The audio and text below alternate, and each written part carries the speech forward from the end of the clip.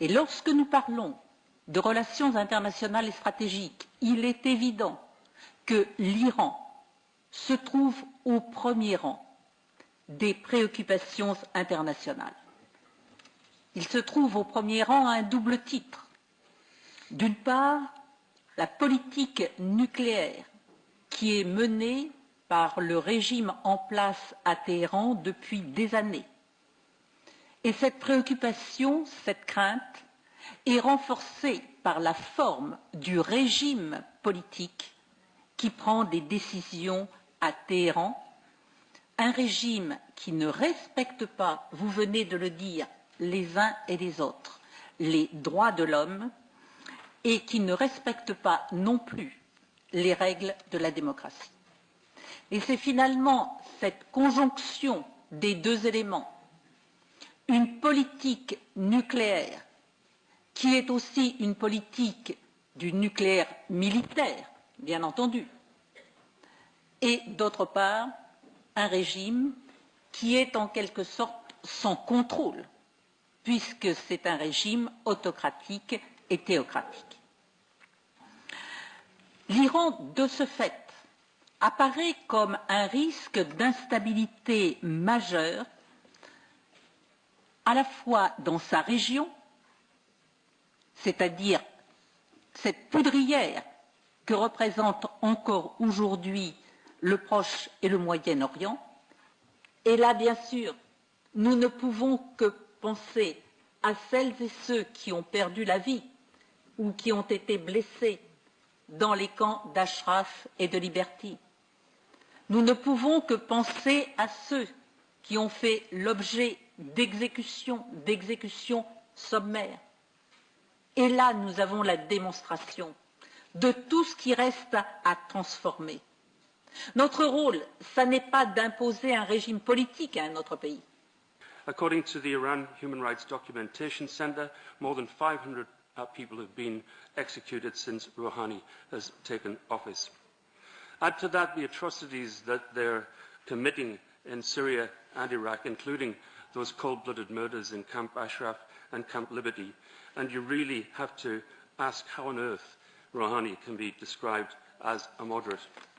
He's far from being that, but the real problem is, and I've come to see this even more clearly since he came to power, the real problem is the mullah's regime. The only way the problem can be solved, the only way the Iranian people can be given hope and a future is through a regime change in Iran. I think the good thing is, the reason we're here today is because we recognise that there is a movement capable to lead and make that change possible, make that regime change possible. I've been working with the People's Mujahideen of Iran for 3 decades now. I'm very proud that from my earliest days as a member of the European Parliament, I've worked with them. I think the PMOI is the best chance for the Iranian people to topple the mullahs and their regime, and the best means to establish a democratic and free Iran. I look forward to that day very much, and the sooner the better. Thank you. Time and time again at our meetings here, we have seen videos, graphic videos, of the savagery and the barbarity that went on and the massacres in Camp Ashraf and in Camp Liberty. And yet we have an atrocity happening on an ongoing basis in Camp Liberty, and as Aleko said, they facilitated the regime by moving peacefully from Ashraf to Camp Liberty. And what was the thanks? Absolutely no thanks whatsoever. I'm very disgusted, I'm very upset, I'm very annoyed and very disappointed. I cannot understand why the United Nations, why the United States stand idly by and allow the atrocities to continue, because these are atrocities. They are violations of human rights. And why we might say that someday, hopefully in the short term, that these people who perpetrate these atrocities, that they're going to be brought before the Court of Human Rights. As women in Camp Liberty are forming the focal point of struggle from freedom and democracy in Iran, and their perseverance and determines the fate of millions of Iranian citizens and Iranian women, I want to focus today my speech on the situation of those women in Camp Liberty. Today, 6 women who were taken hostage from Camp Ashraf in the massacre of September 1st have been not released and are still being held in an unknown place in Iraq. Thousands of women are suffering from a variety of restrictions and harassment by Iraqi government, including ban on the entry of food and medicine to the camp and preventing vital security measurements in the camp. The international community must insist on a drastic improvement of human rights and women's rights situation and put an end to executions and, more specifically, put an end to the very severe harassment of Camp Liberty residents. Iran needs a democratic change, and it needs it rapidly.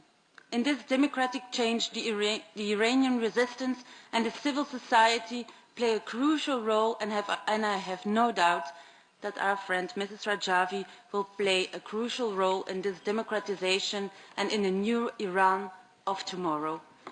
The international community has a serious obligation towards the Iranian people in bringing about this change. It should take more serious action on the question of human rights in the UN Security Council, and it should guarantee the security of the Camp Liberty residents. More importantly, we should get all the courageous residents of Liberty in security. Madam Ashton, unfortunately, has failed in doing her job as for Iraq and Ashraf. He has failed all these hopes. That's why our first task in dealing with Iran should be putting human rights dialogue first, because only a democratic government that can be relied in negotiations, and we can hope that it would respect agreements and commitments achieved. The present Iranian regime has not been able and willing to do it. But our foremost task is to save the lives of 2,900 inmates of Camp Liberty. And let us remind that it is also responsibility of the United States government, because it was part of the deal, unofficial deal, that US took PMOI out of the blacklist, forcing them to settle from Ashraf to Camp Liberty. Too many have been murdered, and this is not statistics. I personally know several who have been photographed with them in Camp Ashraf several years ago, and they are gone now, murdered. We will remain committed to the cause of Iranian freedom because it has become our common cause. There is no doubt in my mind that all the steps that you have taken will lead to a democratic change in your country, and I sincerely hope that it will happen very soon. The significant role women have played in leading the Iranian resistance through the hardships of recent years is all the more remarkable, unique and commendable, since in the Middle East, women have traditionally been held back from the political process. So this is not just a coincidence or by chance. No, I think that women in Iran find a role model and an example in Mrs. Rajavi, who courageously stood up against the Islamic fundamentalists who wanted to hijack the freedoms in her country and who are now abusing their religion as a weapon to suppress.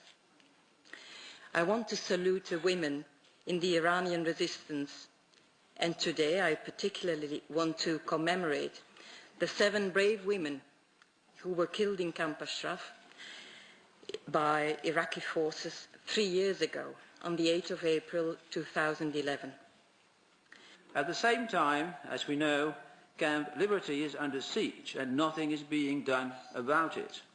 These are, Mr. President, not really signs of confidence-building measures.